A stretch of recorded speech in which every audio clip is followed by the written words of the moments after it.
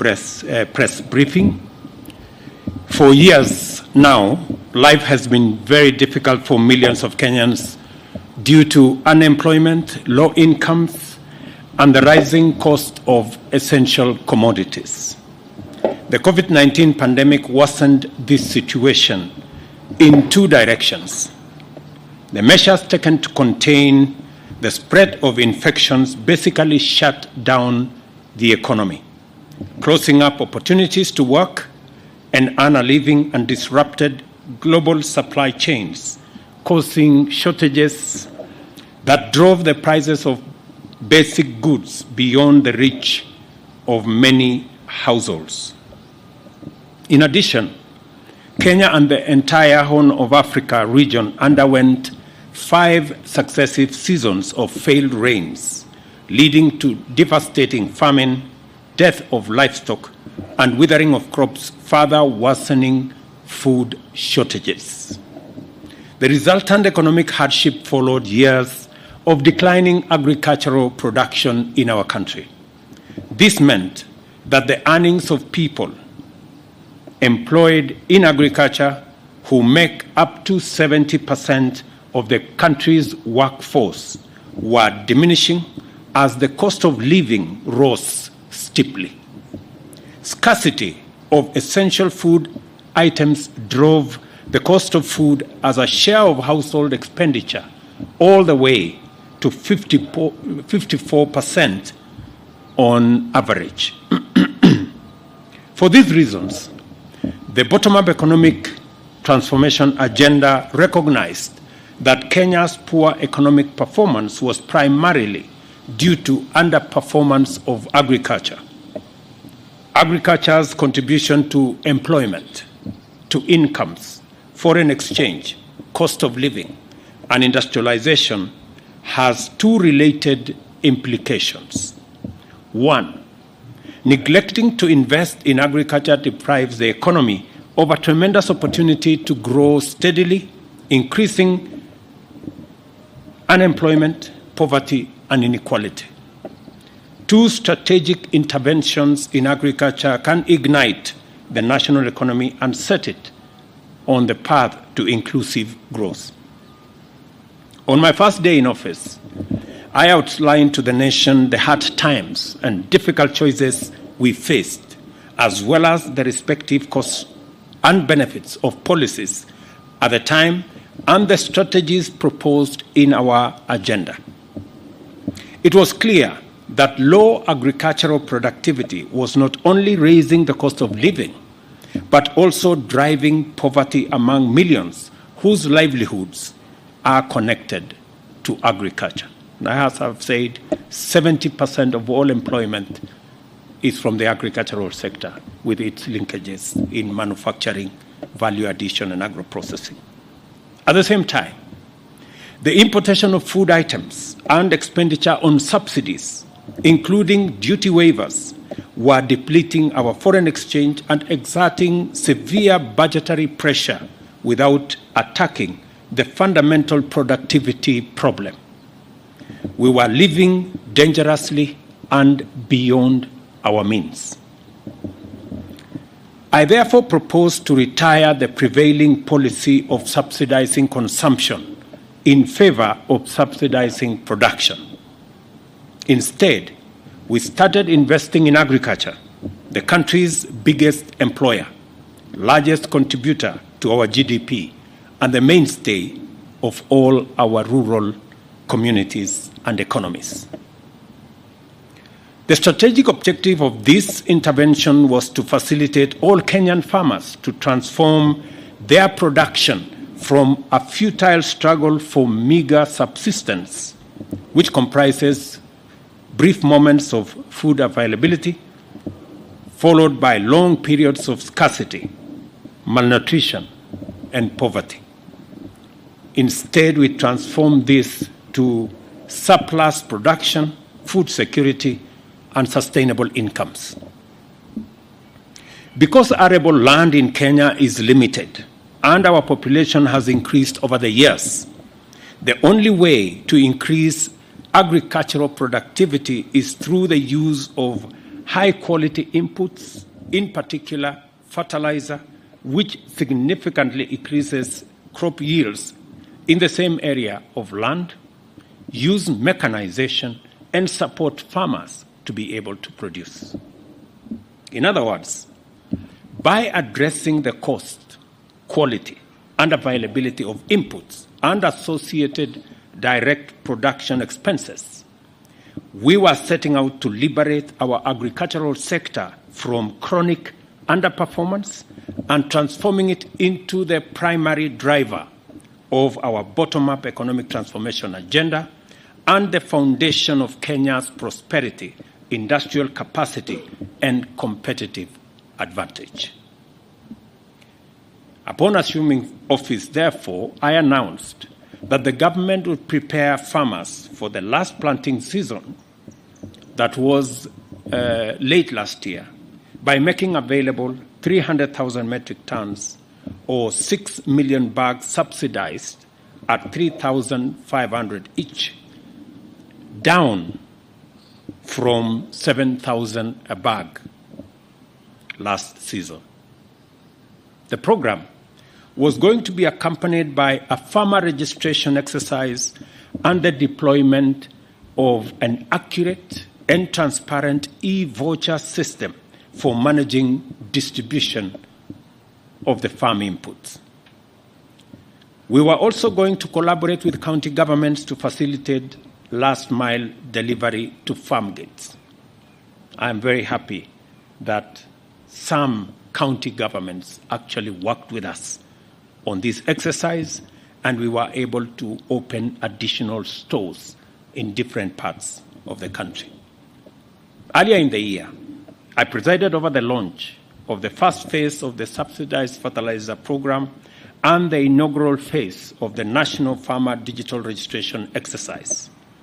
For the first time in more than a decade, the fertilizer reached farmers in time to prepare for planting, and in that time, we delivered 2 million 50-kilogram bag to farmers last season. Similarly, since the onset of the long rains this year, we have prepared farmers in 41 counties and delivered to them 3,536,162 bags of crop-specific, region-specific fertilizer, and in the process registered more than 5 million farmers and issued 3,628,512 e-vouchers and established a last-mile distribution network.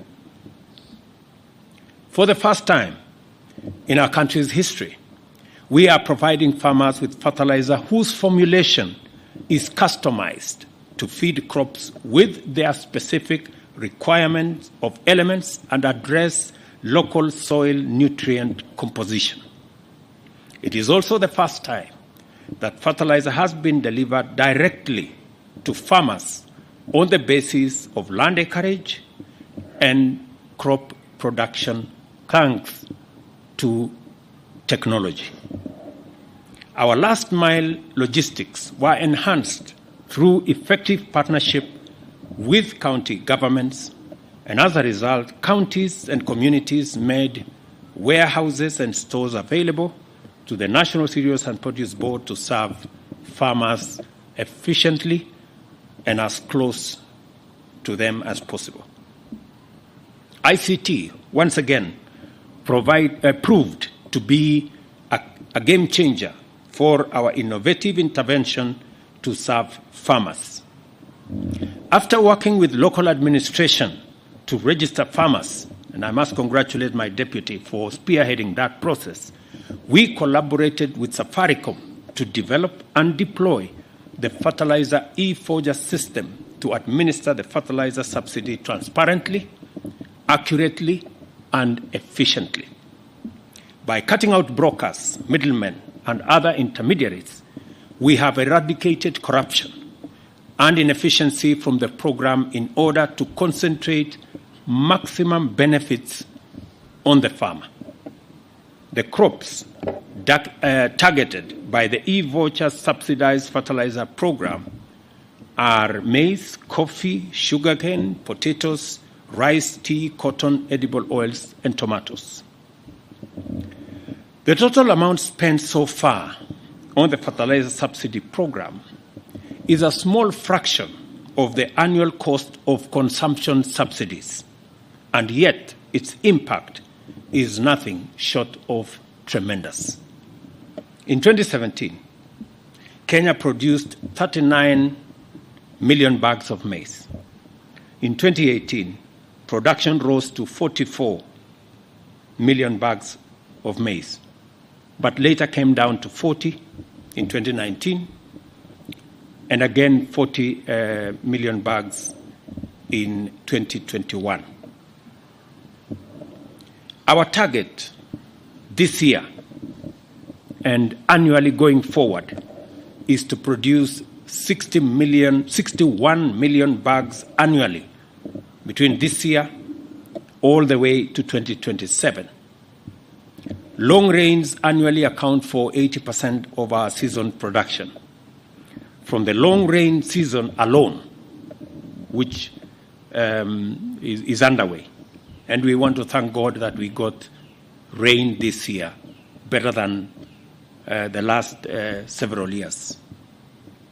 We estimate a yield of 44 million bags in this season, compared to last year's 32 million bags. We estimate that we will get an extra 12 million bags, thanks,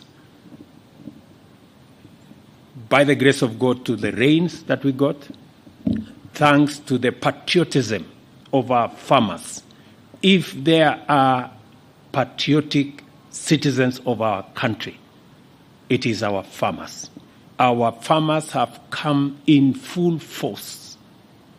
They have gone beyond their normal call of duty to respond to our intervention, and they are doing a phenomenal job as a farming community. As a result of effectively administered strategic interventions, we are definitely on course to meet national demand in full this year. Today, I am proud to announce the commencement of the second phase of our program. On this leg, we shall begin to immediately bring down the price of fertilizer from 3,500 to 2,500 per 50 kilogram bag beginning yesterday. And I'm told that yesterday alone, 34,000 bags of subsidized fertilizer were sold to our farmers, a record in a long time, meaning that the farmers know the importance of subsidized fertilizer. And this is for the short rains now that is going to begin next month all the way to December. At this price, we expect significantly higher uptake of fertilizer. Since fertilizer is the game changer of our agricultural productivity, this should translate to higher production in the next planting season. I encourage farmers to embrace better and greater use of fertilizer to increase yields in the coming seasons. The government is also appealing to farmers to redouble the use of fertilizer per acre to increase agricultural production. In the long rain season, most farmers used 1 bag of fertilizer per acre. Data shows that if you double the fertilizer per acre, you will get more yield from between 20 and 25 bags per acre. Many farmers who use 1 bag per acre get anywhere between 12 and 15 bags. But if they double the use of fertilizer, and I want every farmer to listen to me because this is what I do in my farm. Yeah? When you double the use of fertilizer, there is a direct correlation to the production that you get as a farmer. So I am asking our farmers, now that we have reduced the cost of fertilizer from 7,000 now to 2,500, they have absolutely no reason why they should not double the fertilizer they are using from 1 bag to 2 bags, and we can immediately double our production, and we can get rid of the shortages and the high costs of food in our country. For the coming short rains, the government has embarked on the distribution of fertilizer to farmers throughout the country with a view to ultimately delivering 100,000 metric tons, or at least 2 million bags of 50 kilogram bags at the subsidized price of 2,500. I'm asking farmers in the short rain regions that we are working with the county governments, and I am happy the chair of the Council of Governors is here, so that we can work with them on the last mile delivery to make sure that our farmers have access to fertilizer, especially the last mile component, so that we can enhance the productivity of our farmers. I still see, whenever I go around the country, that many farmers are not yet using sufficient fertilizer. Many of them are planting without. Some of them are planting with half a bag. Those who are trying are doing with 1 bag. I am encouraging farmers going forward that let us use at least minimum 2 as we go to 3, because that is how we are going to increase our productivity, and that is how we are going to feed our nation, and that is how we are going to bring down the cost of living in Kenya. Further, I'm happy to announce that our partnership with county governments has provided last-mile delivery of fertilizer to farmers and will be complemented with the opening of more than 50 distribution centers across the country. We will do more if the need arises. I am asking our county governments to work with us, to work with the National Cereals and Produce Board in opening additional centers where we can make these fertilizers available. And we are going to work on a mechanism where this will be jointly rolled out between the national government and our county governments.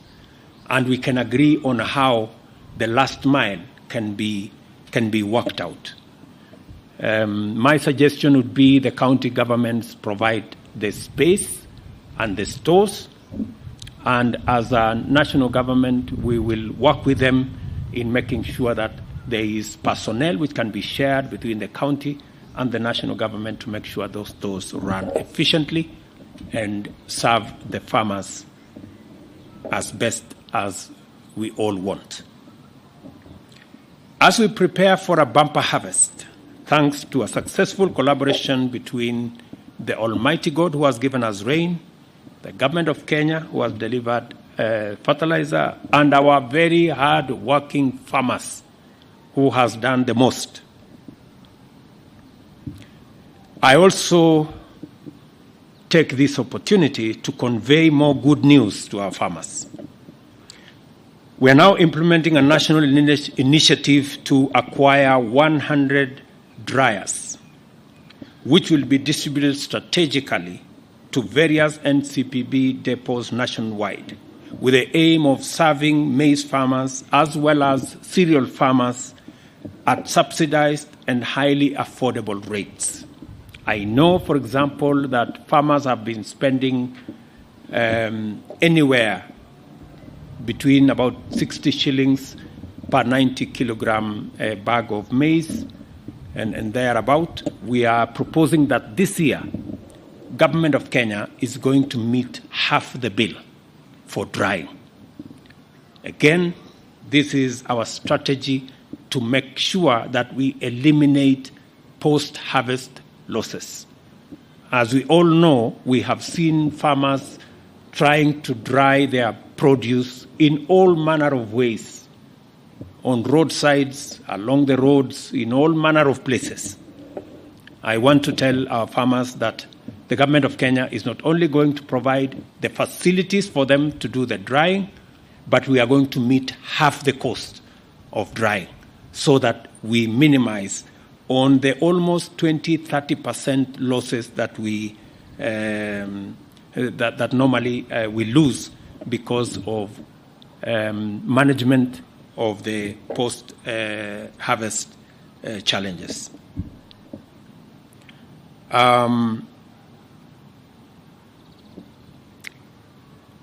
We are also doing this because the weathermen are telling us that there might be some El Nino rains further down the road, and we want to make sure that the El Nino rains do not disrupt our production.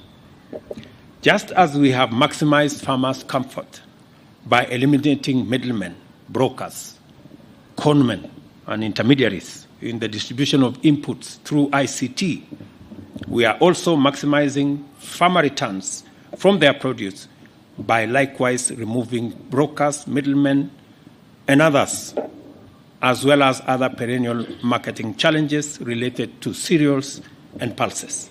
To this end, we shall implement the Warehouse Receipt System Act of 2019, which has never been implemented, which establishes a structured and well-regulated trading system for agricultural commodities.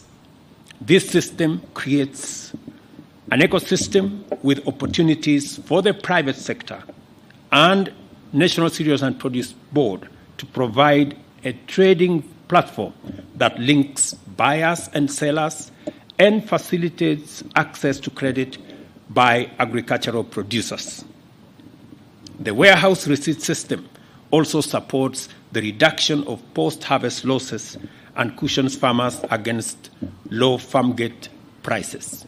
Again, the minister has clarity on how he's going to work with the private sector to make sure that we make the capacities within National Cereals and Produce Board and other government entities available for the private sector to work with us to make sure that we eliminate drop in prices that significantly affects farmers, but also we provide storage and other capabilities and a trading mechanism that is fair both to the consumer but also fair to our farmers. We are increasing the budget, again, as an intervention for the Agricultural Finance Corporation for seasonal crop lending from 2 billion shillings to 10 billion to facilitate affordable credit that will be available to our farmers. The credit will be provided at single-digit rates to further reduce our cost of production and enhance the productivity of our farmers. We have so many farmers that every season borrow money to buy inputs. The money that has been available has been between 2 billion and 2.5 billion over the years, which has not been adequate. This year, we are scaling that up to 10 billion shillings, and I am telling farmers across the country that they can now have access to affordable credit to help them support the country in matters food production and also making sure that we have a thriving agricultural sector. We are also working with the private sector and county governments on a comprehensive mechanization program to increase available tractors and other farm machinery to further enhance the efficiency and productivity of our farmers. As you are all aware, some of our farmers are still using all manner of practices, including auctions and all manner, and their productivity is limited. We have scope. Our mechanization is currently at around 45%. It is the intention in the next 5 years to drive that to 75% mechanization in Kenya. The program that we already have in place is the first 10,000 tractors and other machinery we are at the tail end of discussions between Government of Kenya and different suppliers who will be, who we are going to demand that they set up assembly plants in Kenya to support our agricultural machinery delivery and also to support our productivity. We will be giving our farmers news before the end of the year on the comprehensive mechanization plan, and I'm happy that many counties are part of this discussion so that they too can support farmers in making sure that we build on our mechanization capabilities. I commend all the governors who have responded positively and robustly to our proposal for partnership in serving farmers so that they can serve our nation better. Thank you very much, Your Excellencies, governors who are here, and I look forward to celebrating many abundant harvest seasons this year with you and your colleagues whom you are representing here. I also thank profoundly our farmers. As I said, they are the most patriotic Kenyans that I know, that even when things are difficult, they still go to our farms to produce food for the nation. Through their hard work and the interventions we have made, through the fertilizer subsidy program and other programs, our farmers have expanded just this year an extra 200,000 acres compared to last year. Our ultimate target is to double agricultural productivity in Kenya by 2027. Your government stands with you and will support you as you pursue our shared aspiration for prosperity and national agricultural competitiveness. I say this to our farmers, and I speak to them with a lot of passion, not because I'm one of them, but because they are doing a phenomenal job. Thank you very much. I will take a few questions.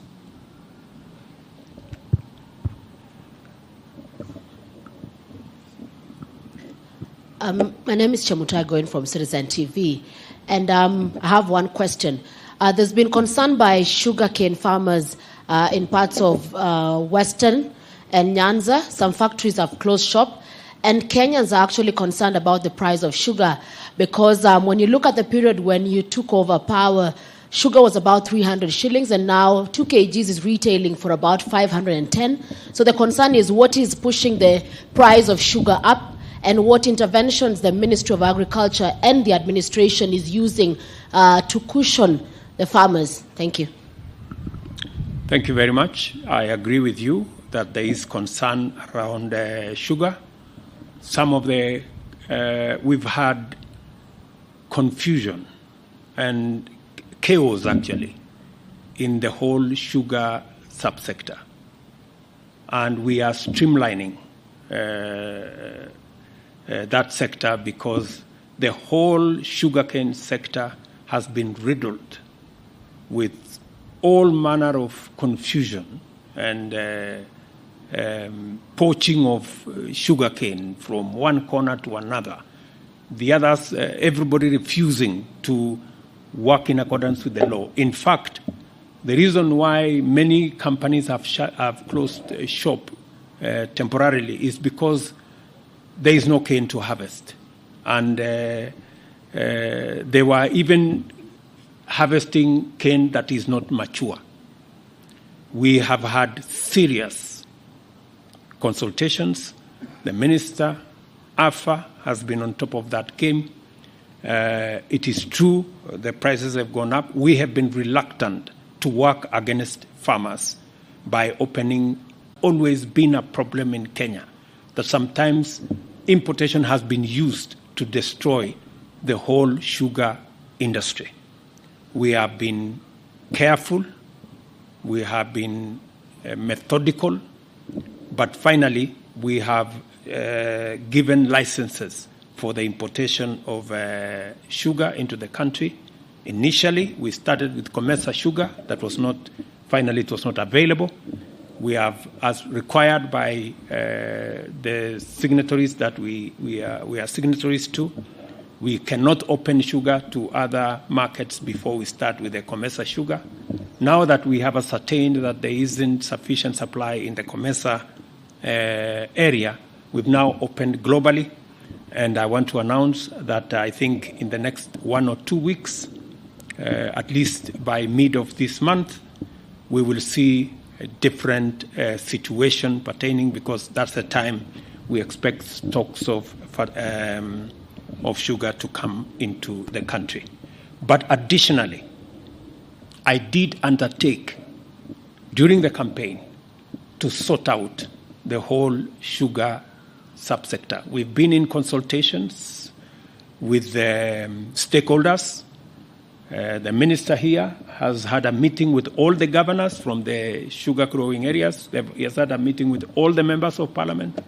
I have personally had maybe 6-7 meetings with my economic team, with the various stakeholders. And finally, we now have a roadmap that will be discussed in cabinet next week. And I want to promise the country that we now have a comprehensive plan to sort out our sugar subsector and make sure that that area is properly aligned to serve the interest of farmers first and to serve the interest of the country, consumers, and everybody else. Thank you very much. My name is Jeff Kirui from KTN News, and my question is regarding the subsidized fertilizer is a welcome move in terms of increasing production. However, there is another key component, which is the cost of fuel. And what is the government doing about that, since the cost of fuel, specifically diesel, has been rising steadily? Thank you very much. As you are aware, our intervention in that space is what I said earlier, that we cannot go into subsidizing consumption.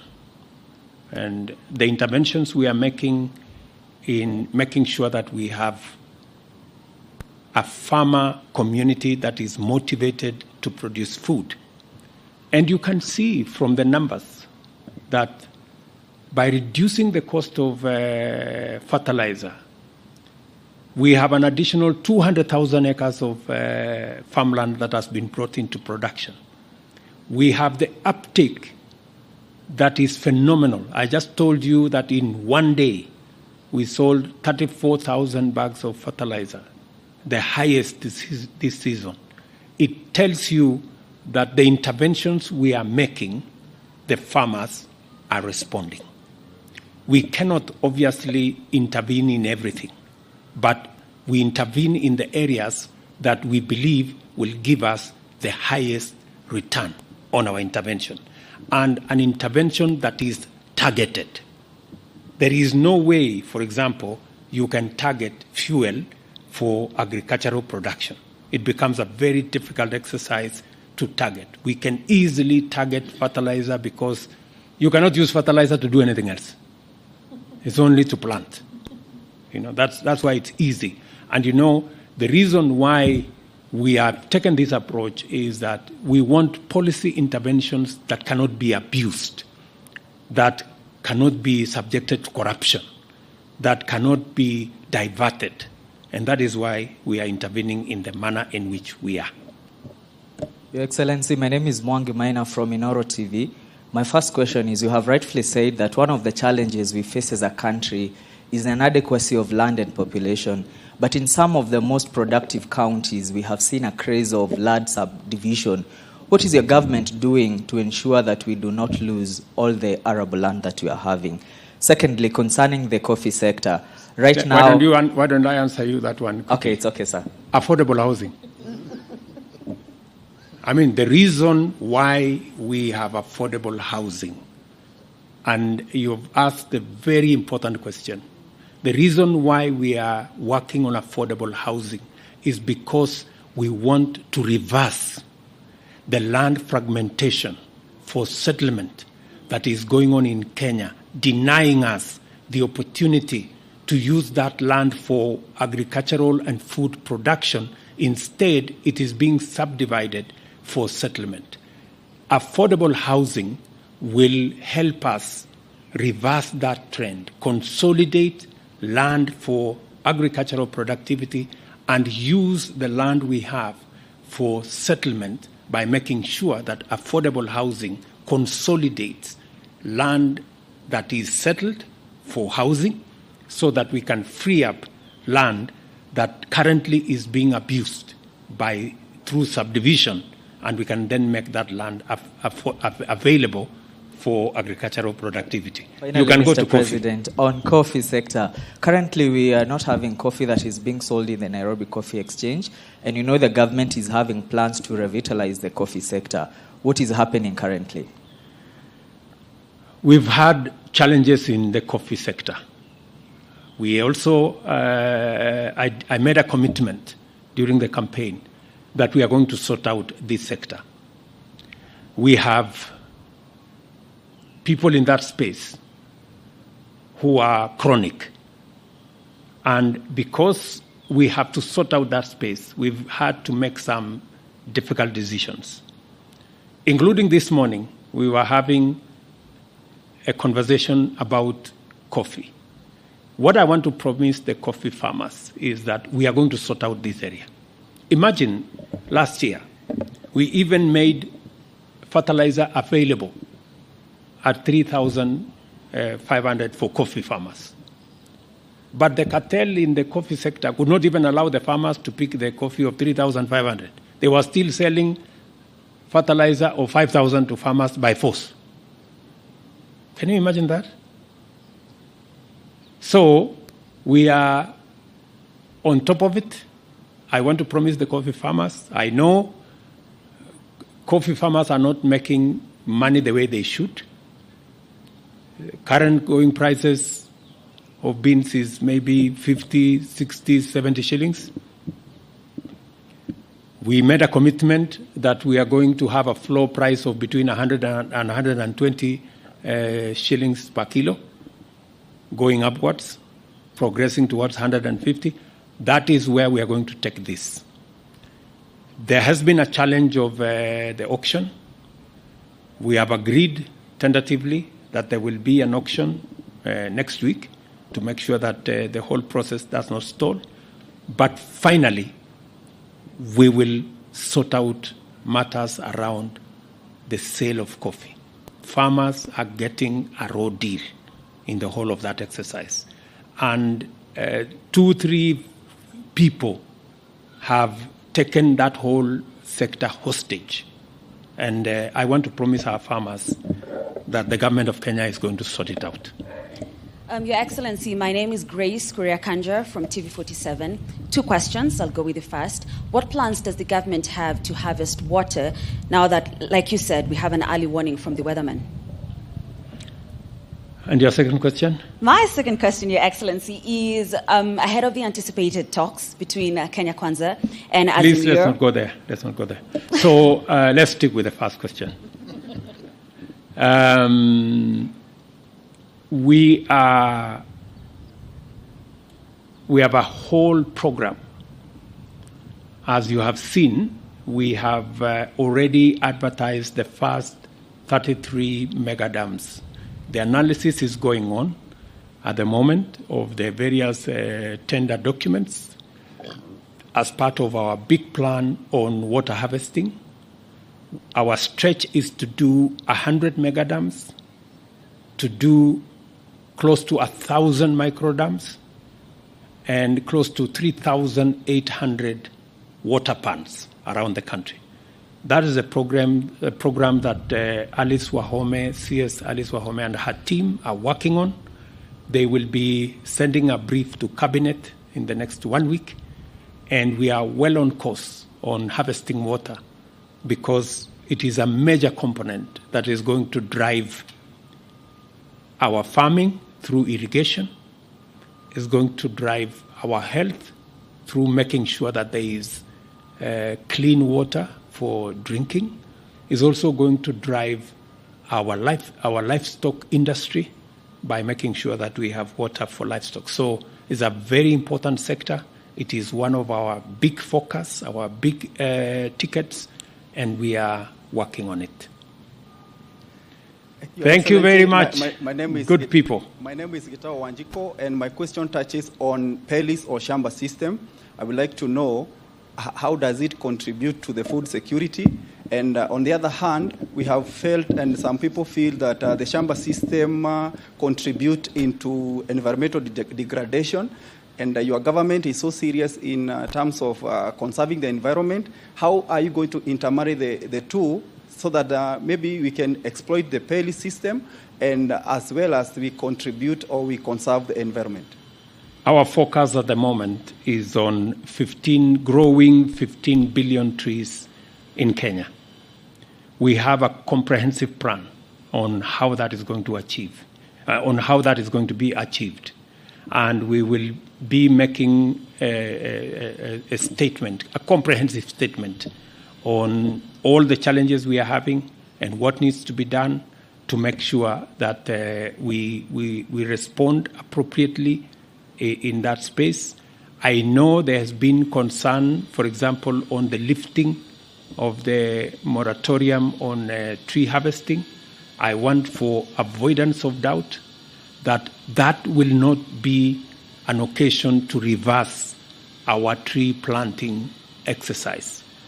What we are doing, we are going to make sure that exercise does not lead to what we have seen in the past. And it is the reason why this year we have hired an extra 1,500 forest officers, including wardens, to make sure that we take full charge of the exercise around our forests, and to make sure that if we are harvesting trees because they are mature and they are commercial plantations, it is just that, coordinated properly, because there is value in us using some of the resources, especially in the commercial plantations, to drive our 15 billion tree growing plan.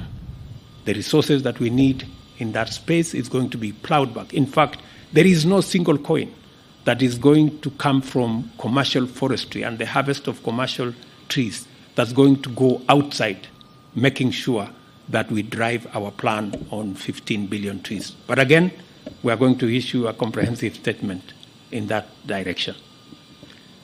Have a good afternoon, good people. Asanteni sana. God bless you. And please pray for our farmers. They are doing a wonderful job.